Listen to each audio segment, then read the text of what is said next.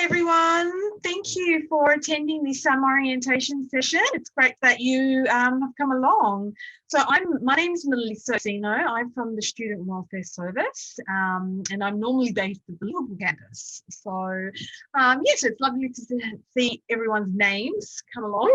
So today I'm just going to be giving an overview on the Student Wellbeing Service, specifically tailored for international students. As you can see, I've got a PowerPoint presentation which I'm going to be working off, and I'm going to be giving you quite a lot of information. So don't feel that you need to absorb all this information at once. Along your journey at Western Sydney, you will definitely be, this information will all come up again for you. But at the end of the session, we'll have time for question answer time. So if you have any questions, make sure you just write them down and keep them with you. And at the end, I will be, I'll try and answer all your questions. If I can't answer them, I will definitely make sure I get the right answer for you and get back to you. Okay, so we're just going to start it now. Okay, so basically the first slide that I've got on the screen, it's just about student visas and conditions. So with international students, you are definitely bound by your student visa that you are on.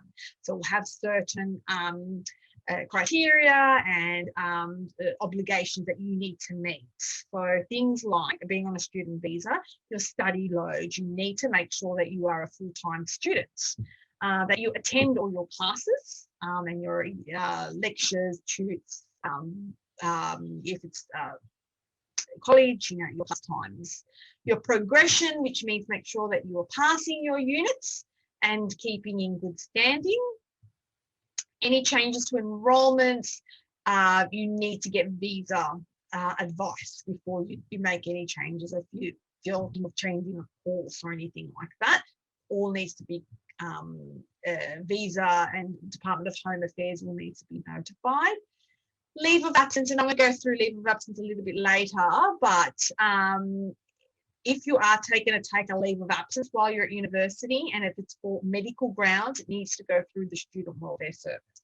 And your disputes and your location, make sure you allow Immigration or Department of Home Affairs, make sure they have up-to-date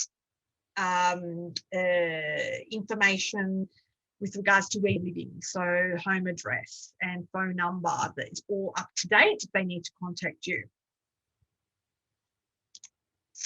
So we're here to support international students. So we've got there's counselling, disability and the welfare service. Now the welfare service is normally the first point of contact for all international students if things are for you that you're needing some assistance with. So often international students want to see the Student Welfare Service about things like admission and visa assistance, preparing to move, that's if you're preparing to maybe change course or things like that, arriving in Australia and transitioning to the university community, language and cultural barriers. We often use the term cultural shock, especially for students who this is their first time in Australia, first time in a different country with a different language. So that term tends to be used just about students who might experience stress when transferring to a different country and a different institution. International students often come to see us about financial issues that they're having. Sometimes we see students about jobs and employability, social connectedness. Often international students do say that they experience loneliness, being in a new country, away from family and friends. So that does come up with a bit of issues for international students.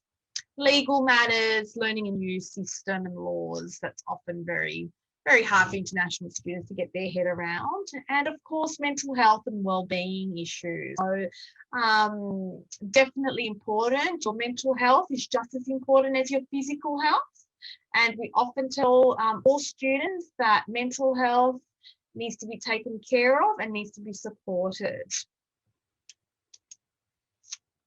So, the welfare service. Obviously, we started the welfare service because I am from the Student Welfare Service. And basically, we assist students, we assist all students, international and local students, but we assist all students with supports and referrals, understanding university support, and also even making referrals to external agencies if need be. So we do a lot of advocacy. The student welfare officer will advocate for students who need support in a sense. And that might be through if students have been allegations of academic misconduct or non-academic misconduct, assistance with review of grades, special consideration, withdrawal without academic penalties, international student, we do have international student specific support, which is a leave of absence, COE extensions, and reduced study load. Sorry, I'll go back to that screen. So as I said before, there are times where international students may need to take a leave of absence or reduce their study load. Now, as your visa states, you need to be a full-time student. If all is going well, you need to be doing if you're a semester student, you need to be full-time, you need to be doing 4 units, and you need to make sure that you're attending class, as I said before.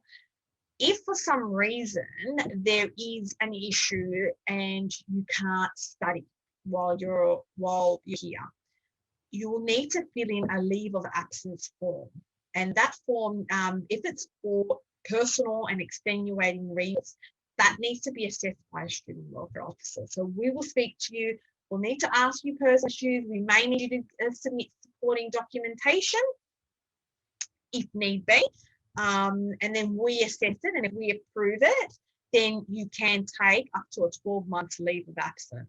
So, for example, a student might find that they're pregnant while they're here, and of course, it's hard to be pregnant and studying and have a baby. So, some students may need leave of absence. A student may become unwell for some reason, and obviously need to take a leave of absence to deal with their, medical or mental health condition. And it's exactly the same with reduced study load. Situation may arise, health issues, personal issues that happen, and we understand we're all human, things happen. That's why there's the leave of absence and reduced study load. Once again, it needs to be assessed by a welfare officer before you can take any leave of absence or reduced study load. The last thing we want students to do is say, oh my goodness, I can't do a full-time study load, I'm just going to enroll in 2 units. You need to be enrolled in as a full-time student until you've been approved for a leave of absence or a reduced study load. And then once again, that may have visa ramifications. However, if you've had a leave of absence and a reduced study load approved, there's less likely for any problems to arise in the future. So I know that's a lot of information to absorb, but just remember that if there are any issues that arise for you, it's really important that you engage with the student welfare officer, because they can provide support to you earlier rather than later, because there are many support services and many interventions we can put in place for you to actually help you while you're at university and make your university experience a lot better for you. So we do provide other assistance. We do have the COVID-19 student assistance. A lot for commencing students, that wouldn't be an option for you. But we do textbook support, food assistance if students are experiencing financial hardship. There is some food assistance in extenuating circumstances and emergency circumstances. There is some emergency financial assistance. So money and life skills, which is all online now. Accommodation on campus, so students are struggling. They haven't been able to find accommodation and they're at risk of homelessness. We can look at accommodation options for students. And also referral to other services that might be able to assist you. It might be Department of Home Affairs for visa advice, legal service or any sort of legal matters that happen, mental health supports, health, many referrals that we see. We do provide case management for asylum seekers, scholarship holders, and for under 18 international students.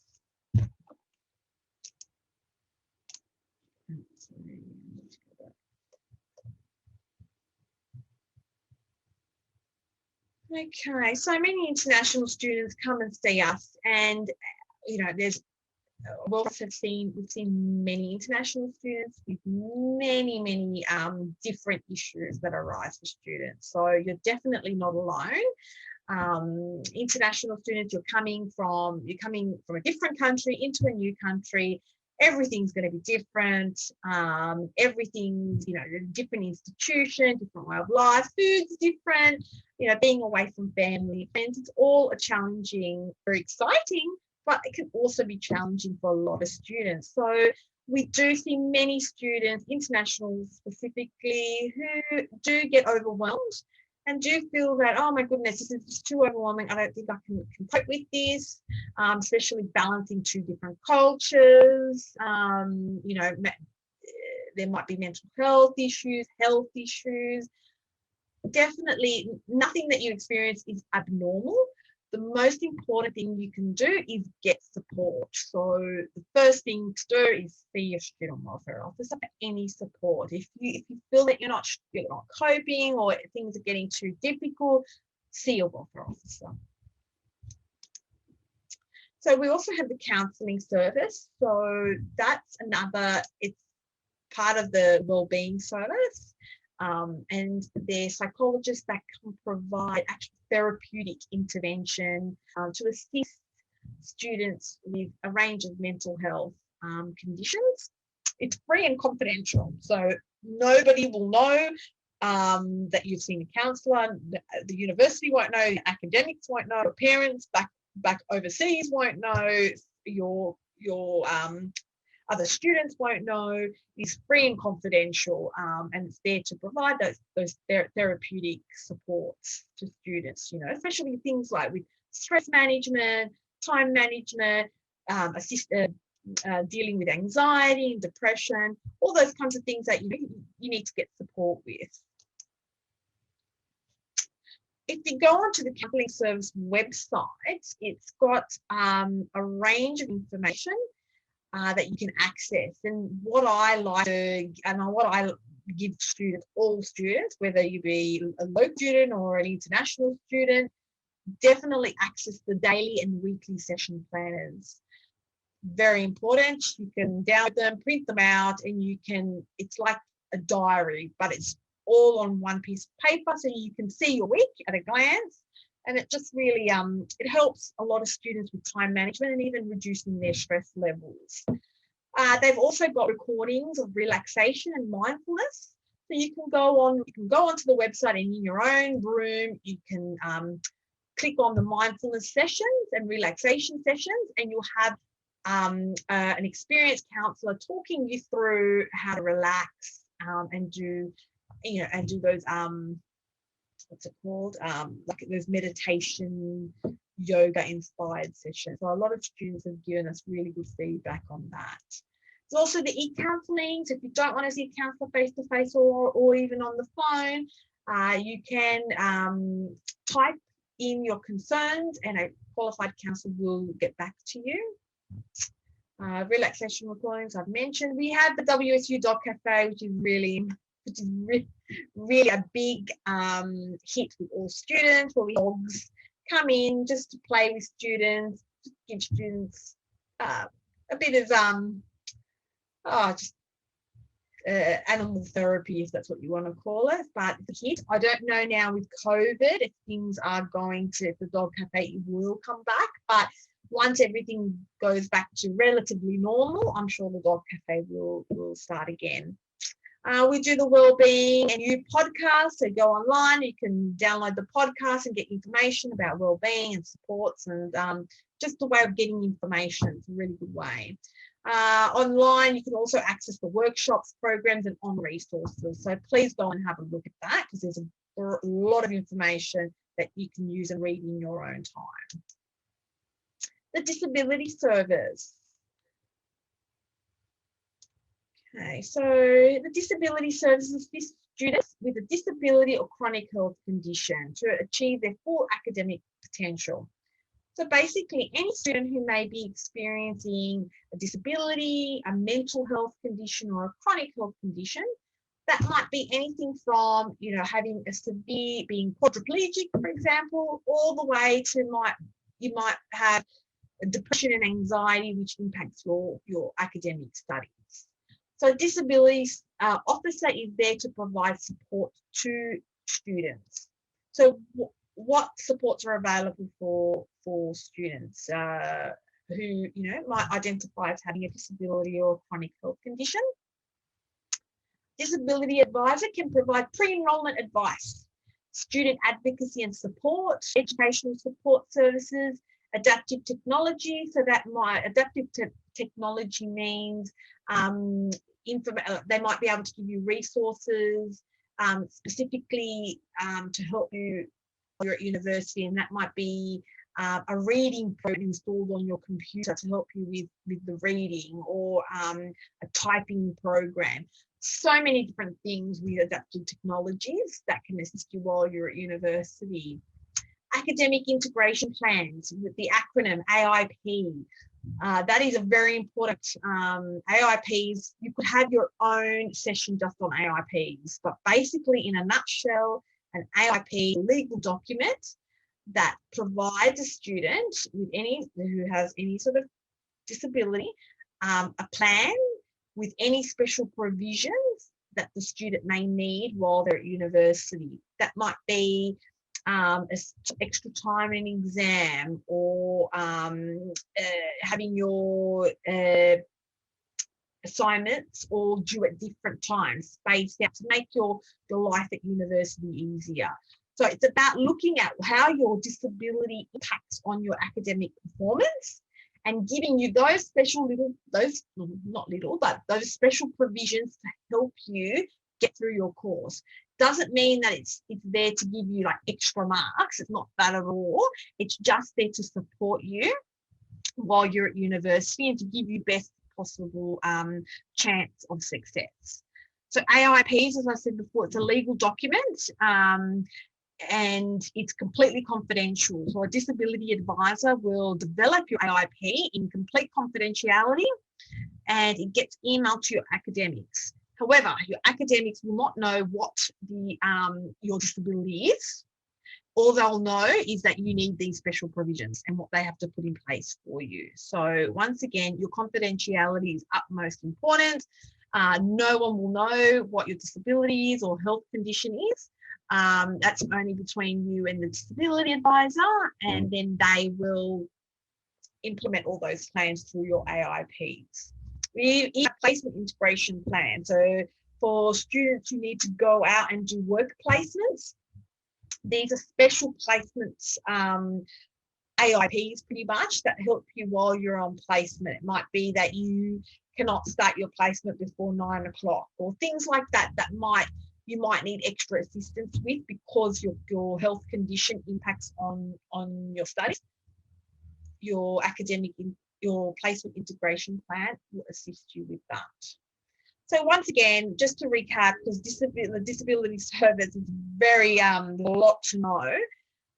If you do have a chronic health condition, mental health condition, it is important to see a disability advisor.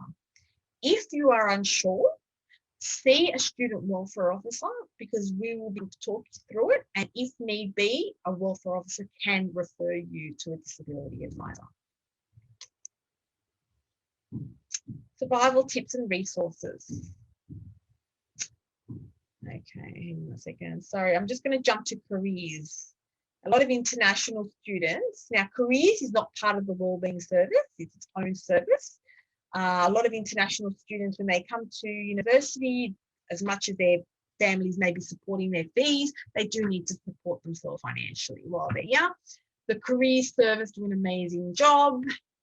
They provide career planning and advice, building a resume, applying for jobs, finding job opportunities, finding employers, getting experience and interview prep. They do a lot of online workshops for students on how to write a resume. So a lot of students are coming from a different country. Resumes are very different to what the ones that we have here, to what you have back home. So just about helping students develop, helping students get their resumes up to scratch. So when they're applying for jobs, they've got better chance of success. So you can go onto the careers team website. Just go onto the website. It will have, it's got lots of information. You can sign into Career Hub, which is over here, and you can have access to finding jobs and resume builders. I also encourage students, if they're needing some assistance, they can speak to a careers advisor by contacting the number on the screen. They also have an email that you can access. Safety and security. So once we come all back to campus, your safety and security is very important while you're studying. And campus safety and security is 24 hours, 7 days a week. So there's always someone on campus to provide support students. We have the on-campus incidents number, which is 1300 number for students. If there is something or urgent, if you see an incident or you're concerned about your safety while on campus, you can call that number and someone from security will contact you. Of course, if there's an emergency, like a fire or something like that, you can always call the 000 number. There's also this free emergency app which you can get, you can download onto your phone if you like. But what I also get students to do is go onto the Campus Safety and Security website, have a look at all the campus security numbers and put your local campus. So if you're going to the Bankstown campus or whichever campus you're on, put that number in your phone just so you have it access at all time. That if you are, for some reason, you feel unsafe, you quickly call your campus safety and security. Just an easy trick that you can have, and just safety knowing that you have that number stored in your phone. Okay, so contacting us. Our number's on the screen, counselling service. We're contactable by email and phone call. We've all got the same number. It's the 1300 number. It's the same number as Student Central, but it goes through to Wellbeing as well. And if you need to, you can book appointments. At the moment, we are just doing Zoom appointments or phone appointments only. However, when things do start getting back to face-to-face, we will be offering face-to-face appointments, which you can access on your campus.